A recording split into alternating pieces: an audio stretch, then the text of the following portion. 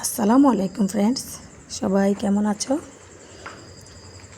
আজকে আমি একটা খাবার ট্রাই করব, জাস্ট ওয়াও। আমি এটা কখনো খাই নাই, আজকে ফার্স্ট টাইম। আমি খুবই এক্সাইটেড, জানি না কেমন হবে। তো এখানে আমার ছেলে আমাকে তৈরি করে দিচ্ছে, খেয়ে টেস্ট করে দেখব মাশাআল্লাহ কেমন হয় খেতে।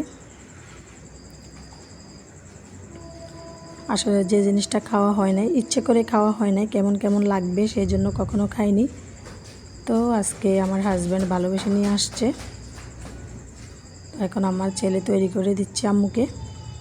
তো খেয়ে দেখবো কেমন হয়। সবাই ভালো থাকবে, আল্লাহ হাফেজ।